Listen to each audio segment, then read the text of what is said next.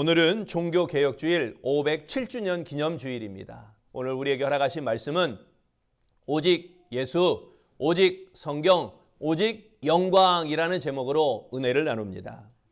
2차 세계대전 후 많은 독일인에게 감동을 주었던 설교자 헬무트 틸리케가 스펄전의 설교학교라고 하는 책을 출간했습니다.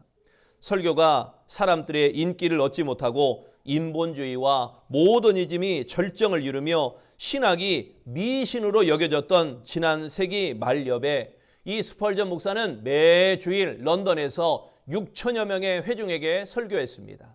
그리고 월요일에 이 스펄전의 설교가 미국으로 전송되어서 미국 신문에 실리게 되었습니다.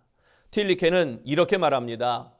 복음을 받아들이면 삶이 보다 쉬워진다거나 복음이 사람들의 문제를 해결해 준다거나 기독교가 아니면 문명이 쇠망한다거나 국가와 사회에 종교가 필요하다는 것은 스펄전 목사의 설교 주제가 아니었습니다.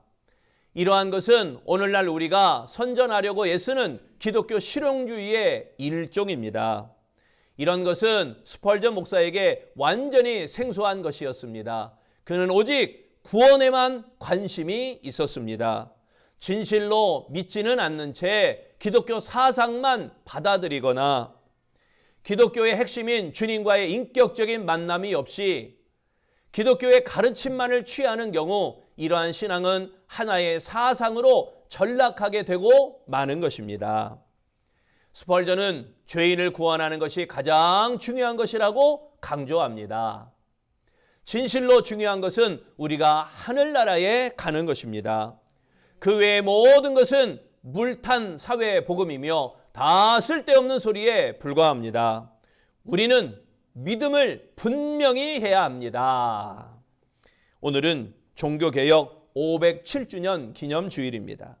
여러분, 개혁이라는 단어는 본래의 모습으로 돌아가다라는 의미입니다. 본래의 순수한 복음으로 돌아가는 것, 이것이 개혁이라는 것입니다. 개혁의 근본 관심은 하나님과 나와의 바른 관계, 이것이 바로 될 때 자신이 변화되는 것입니다. 그리고 내가 먼저 변화될 때 가정도 변화되고 교회도 변화되고 세상도 변화되는 것입니다. 우리 교회는 왜 달라지는 게 없냐? 왜냐? 내가 달라지는 게 아무것도 없기 때문입니다. 내가 달라지면 그 달라진 사람들의 공동체가 모이면 그 공동체가 변화되는 것입니다. 하나님과 관계에 대한 변화 없이 제도나 겉모습만 바꾸려는 개혁은 실패합니다. 하나님과 나와의 관계에서 믿음을 정립해야 종교개혁의 정신을 계승한다고 할 수 있을 것입니다. 사도행전 4장에서 베드로는 예수님을 3번이나 부인했던 산헤드린 공회에서 요한과 더불어 담대하게 선포하고 있습니다. 그 제자들이 보고 들은 것은 예수님으로부터 보고 예수님으로부터 들은 것이었습니다.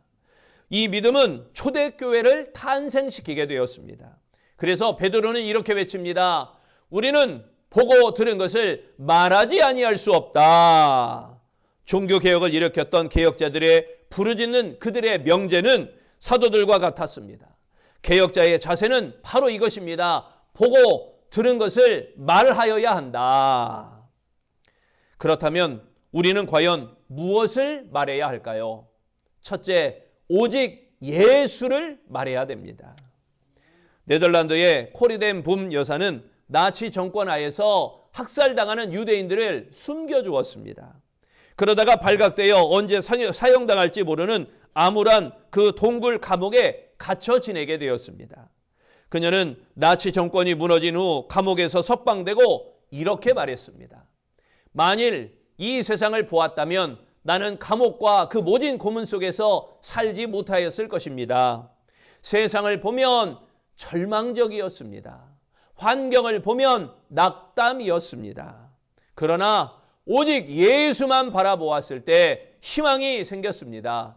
열차가 터널을 지날 때 어두워도 참고 있어야 합니다. 터널을 지나며 어둡다고 뛰어내리는 사람은 없을 것입니다. 참고 지나면 터널을 빠져나올 것입니다. 우리를 구원해 주실 분은 오직 예수님이십니다. 환경이나 상황을 보지 말고 오직 예수님만 보아야 됩니다. 오직 예수 외에 구원을 얻을 이름을 천하에 없다는 것입니다. 구원의 이름은 오직 예수입니다. 오직 예수님의 구원만 믿어야 됩니다. 12절에 말씀합니다.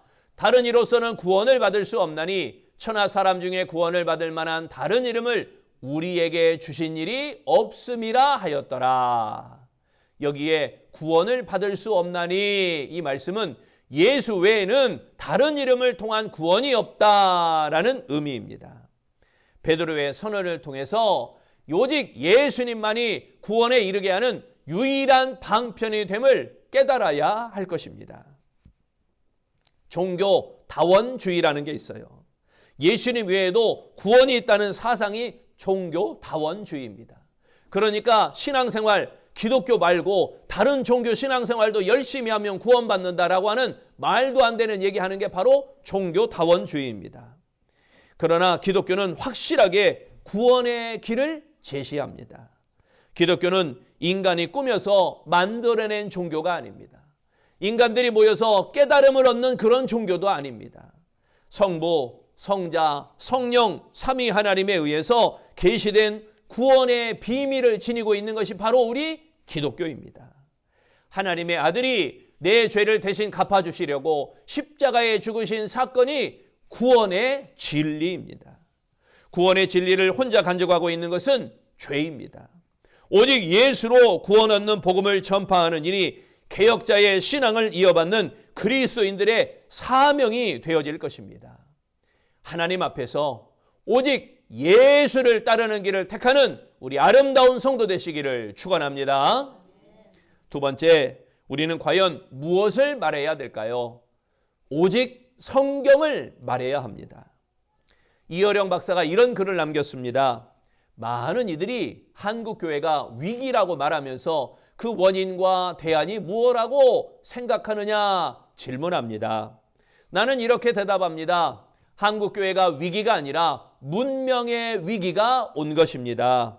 바이오 테크놀로지가 나타나서 생명을 물질적으로, 과학으로, 인공적으로 만들어서 교회의 역할을 과학자들이 하고 있습니다.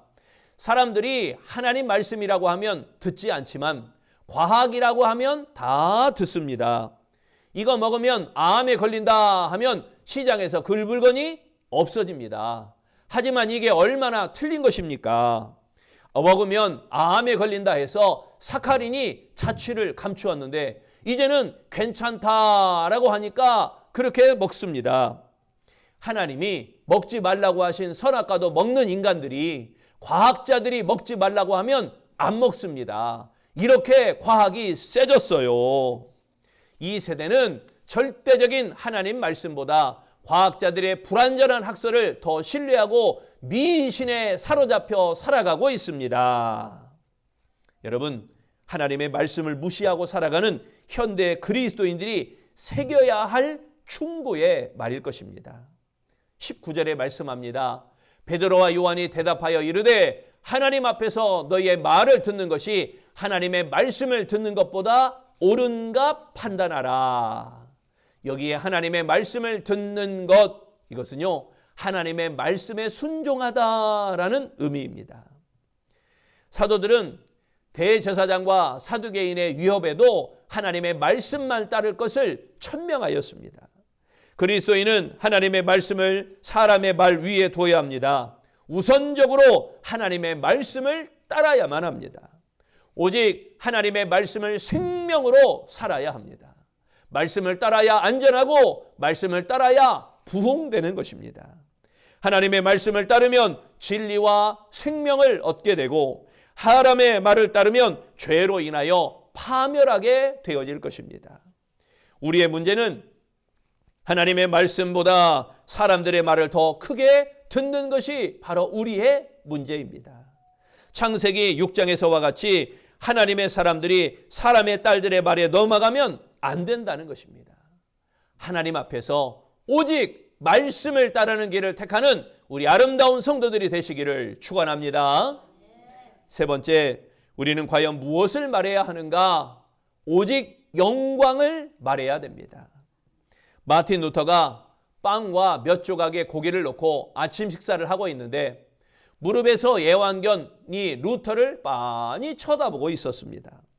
개는 루터의 손에 식탁에 가면 식탁을 보고 루터의 손이 입으로 가면 입을 쳐다보고, 여러분 그런 거 경험한 적 있으시죠? 강아지가 내가 먹는 음식에 손이 이만큼 가면 식탁 쳐다보고, 이게 입으로 가면 입 쳐다보고, 이쪽 쳐다보면 개도 같이 이쪽 쳐다보고, 이 루터의 강아지도 똑같이 한 거예요.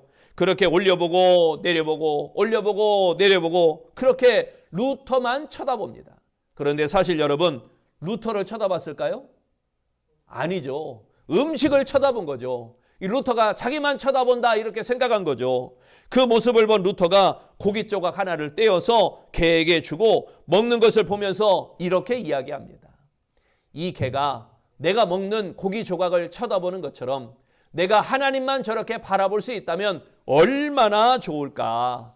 개는 고기 조각을 쳐다보며 다른 생각을 하지 않는데 자신은 기도하며 하나님 아버지 불러놓고도 이 생각 저 생각하고 있으니 도대체 얼마나 죄송한가. 여러분, 루터는 식사 중인 자신을 바라보며 그리고 식사 중인 자신을 바라보는 개를 보면서 이 은혜를 깨닫게 되었다고 합니다. 루터는 마음이 전적으로 하나님께 향하기를 소원하고 오직 하나님께만 영광으로 이렇게 외치며 종교개혁을 감행하였습니다. 그러기에 종교개혁의 핵심은 오직 하나님의 영광을 회복하는 것입니다. 21절에 말씀합니다. 관리들이 백성들 때문에 그들을 어떻게 처벌할지 방법을 찾지 못하고 다시 위협하여 놓아주었으니 이는 모든 사람이 그 된 일을 보고 하나님께 영광을 돌림이라.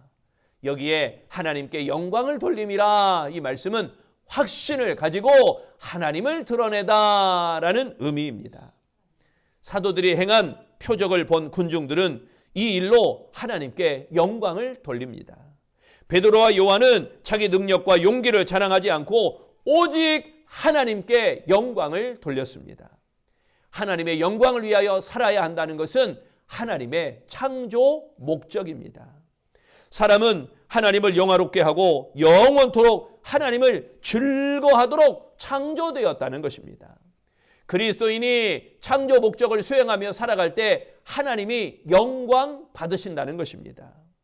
오직 하나님의 영광을 위하여 창조 목적에 존재하는 이유에 부합하는 아름다운 성도 되시기를 바랍니다. 베드로와 요한이 육신의 안위를 원했다면 위협에 굴복했거나 타협했을 가능성이 있을 것입니다. 그러나 베드로와 요한은 창조 목적을 버릴 수 없었기에 보고 들은 것을 말하지 아니할 수 없다 이렇게 외쳤습니다. 오직 하나님의 영광을 위하여, 오직 하나님의 영광을 위하여, 하나님의 영광을 위하여 사는 모습을 드러낸 베드로와 요한, 죄로 상실된 의를 회복하여 그리스도 예수 안에 있는 구속으로 말미암아 하나님의 영광에 이르러야 할 것입니다. 하나님 앞에서 오직 영광을 따르는 길을 택하는 우리 아름다운 성도들이 되시기를 축원합니다. 직장에서 은퇴한 어느 성도가 집에 있는데 그 집에 강도가 들었습니다. 칼을 들이대고 식구들을 한 방 한가운데로 몰아넣었습니다. 그러자 그 성도는 부들부들 떱니다. 그러면서 이렇게 말합니다. 목숨만 살려주시면 있는 대로 다 드리겠습니다. 그래서 퇴직금 받은 것, 적금 통장 할 것 없이 모조리 꺼내서 강도 앞에 다 내놓았습니다. 강도가 이렇게 소리칩니다. 앞으로 10분 동안 일어나기만 하면 온 가족이 다 죽을 줄 알아. 그러더니 가족을 한가운데 다 모아놓고 가족들 위에다가 이불 하나를 더 씌워놨어요. 누구든 한 사람만 일어나면 가족들 전부 다 죽인다는 것입니다. 그가 이불을 뒤집어 쓰고 바짝 엎드려 있는데 그 순간 하나님의 음성이 그 성도에게 들렸습니다. 목숨만 살려주시면 있는 대로 다 드리겠습니다. 아들아, 참 내가 듣고 싶었던 신앙 고백이었다. 참으로 듣고 싶었던 신앙 고백을 이제야 들었구나. 그런데 그 고백을 어찌 내가 아닌 강도 앞에서 해야만 했더냐. 누가 내 목숨을 살려주었더냐. 내가 진정 엎드려야 할 곳이 어디더냐. 모든 것을 내려놓아야 할 곳이 강도 앞이었더냐. 그 음성을 듣고 다시 이불을 뒤집어 썼습니다. 그리고 그 성도는 그 자리에서 목을 놓아 울면서 회개했다고 합니다. 하나님, 목숨 바쳐 주님을 사랑하지 못했습니다. 이제 이 몸 주님 앞에 드립니다. 하루를 섬겨도 목숨 바쳐 주를 섬기며 살겠습니다. 마틴 루터는 1517년 10월 31일 가톨릭의 면죄부를 비판하는 95개조 반박문을 비텐베르크 교회 정문에 붙이게 되었습니다. 주된 내용은 회개하라 라는 내용입니다. 첫째 조항은 예수님께서 말씀하신 회개하라. 그러니까 신자들이 전생에 걸쳐서 회개하라 라는 것입니다. 둘째 조항은 회개하라. 사죄는 사죄에 의해서 행해지는 고해와 사죄의 선포가 아니다. 셋째 조항은 회개하라. 회개는 내적인 회개가 아니라 육신의 정욕을 죽여야 하는 외적인 것이다. 또한 넷째 조항은 내적인 회개는 참회는 하늘나라에 들어가는 날까지 계속되어야 한다라는 것입니다. 이걸 다 할 수는 없으니까요. 마지막 95문, 95개의 문 마지막으로 95번째 조항은 잘못된 평안을 지키는 것보다 수많은 시련을 겪음으로써 하늘나라에 들어갈 수 있다. 이를 확신하라 라는 것이었습니다. 교황의 면죄부를 통한 사죄권을 반박하며 회개를 촉구하던 루터의 종교개혁은 곧 오늘날 현대교회의 교인들에게 해야 하는 회개 운동입니다. 오늘 우리는 개혁자의 정신으로 돌아가 하나님 앞에 회개하여 바른 신앙이 회복되어야 합니다. 그리스도인은 어떤 처지와 상황에도 주님을 통해 보고 들은 것을 목숨 걸고 증언할 수 있어야 됩니다. 나는 그리스도인이요 그리스도의 증인이라 자랑스럽게 공개할 수 있는 신앙 개혁자가 되어야 할 줄로 믿습니다. 1521년 마틴 루터가 독일의 보름스에서 천명했던 이 말을 기억해야 됩니다. 하나님이여, 제가 여기 서 있나이다. 나는 달리 말할 수 없습니다. 하나님, 나를 도우소서. 베드로와 요한처럼 해가 되는 일을 당할지라도 주님을 통해 보고 들은 것을 그대로 증거하는 우리 아름다운 그리스도인들이 되시기를 축원합니다. 사랑하는 성도 여러분, 부디 종교개혁주의를 맞이하여 신앙개혁이 일어나시기를 바랍니다. 우리에게 구원을 베푸시는 오직 예수님만 바라보시기를 바랍니다. 오직 성경인 하나님의 말씀을 우선순위에 두시기를 바랍니다. 오직 하나님의 영광을 위하여 살아가는 아름다운 성도 되시기를 바랍니다.